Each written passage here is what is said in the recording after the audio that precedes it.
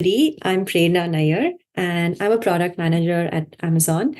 And I'm really thrilled to be here today because this story of breaking barriers and building bridges through inclusion is something that I've gone throughout my life and my personal experiences as well.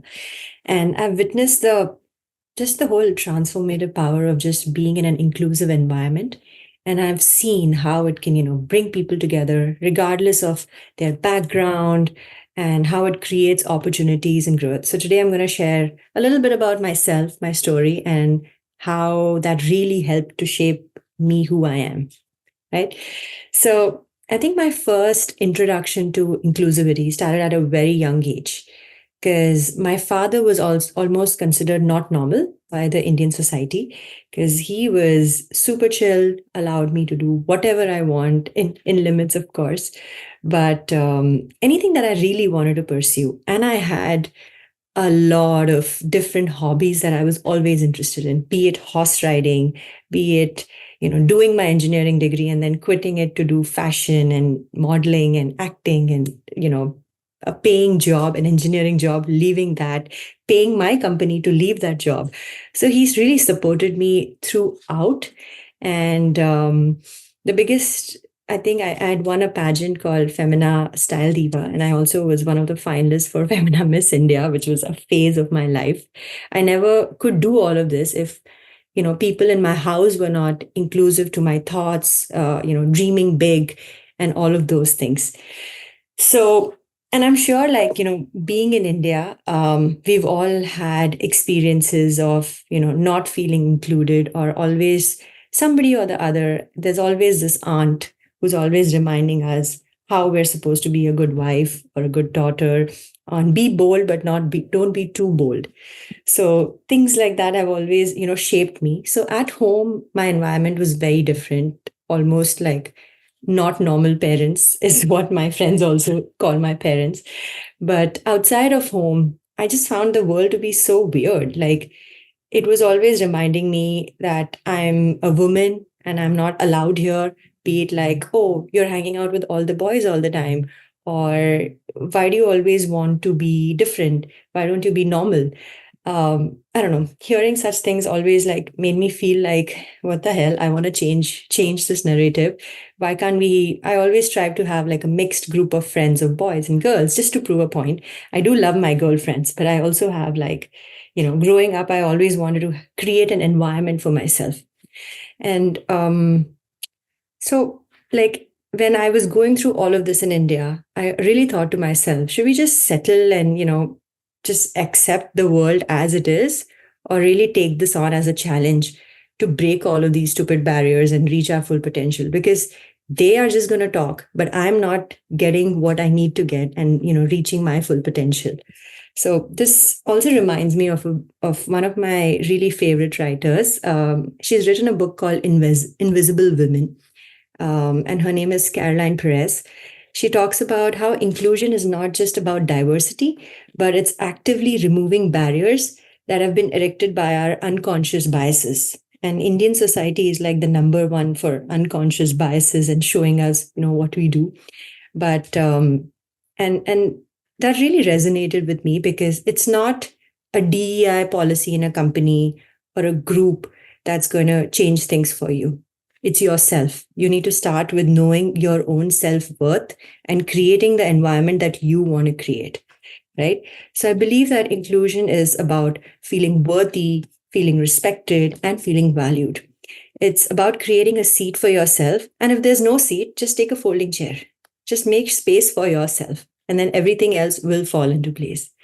Right. So I also feel like there are a lot of external factors and internal factors. Internal factors is something what goes on in your mind, and that's something that you can change. And having confidence and knowing your own self-worth can really help you with that. But external factors like cultural norms or organizational policies or physical environments, these are things that we can influence, have a voice, but they shouldn't limit us into, how we feel inside. Usually what happens on the outside does affect on the inside, and it's very hard to get out of that rut, but it's super important to know that. So I'll share a story about another story. Like, had a great life, did a bunch of things in the US, moved to the in India. Then I moved to the US, and moving to the US, it was very challenging for me because I was doing engineering management and a bunch of leadership courses, product management courses, and I didn't really. There was no Indians in my class. That was number one thing.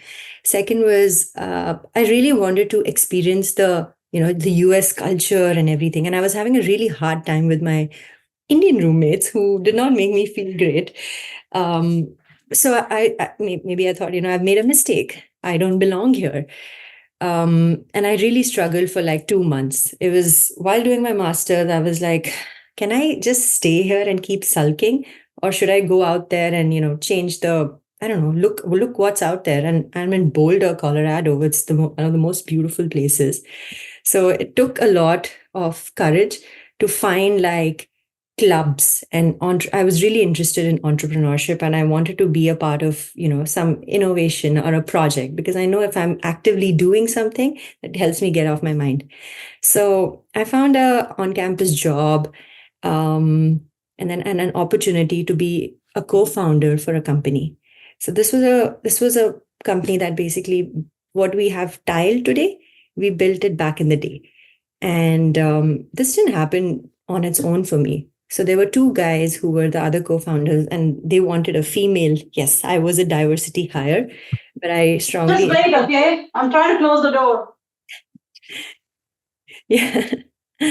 So yeah, I became a part of that startup. We got selected for an accelerator program. It was amazing. We got funded by our university to launch our MVP, and through that, I met the whole entrepreneurial community of Boulder. And through that, I got my first job in the US because one of the mentors referred me to a startup. Through that, I got my first gig in Microsoft. So it's almost like a compounding effect. So one confident move can lead to so many confident moves in your life. And then I decided to do something that I felt really lonely. I felt really weird as an international student. How can I change the game? Then I started a student government club for leadership. So, and I went and taught leadership to high school students here in the US. And I had so many people reach out to me who were from different backgrounds, just moved to the country, asking about how do we be more involved? What are the different activities that we can do? So I kind of became the voice of many people, and that was great because I didn't feel lonely after that ever. And I felt included, and I felt like I could really go out there and be there for people who really are in a similar position as mine. So, moral of the story, really take a leap. If you can figure it out, ask the right question, meet the right people. If somebody else can figure it out, you can also. And usually men are really good at it. Even though I'm sure you've all heard of this, even if they don't have the exact qualifications of it, they take the leap. They don't get scared. But we want to make sure that all check boxes are, completed and everything. Don't do that. Take your folding chair with you wherever you can find your space. Just sit there and, even if you're not competent, commit to being competent, learn those skills and take it from there. Yeah. And yeah, that's all I have to share. Thank you.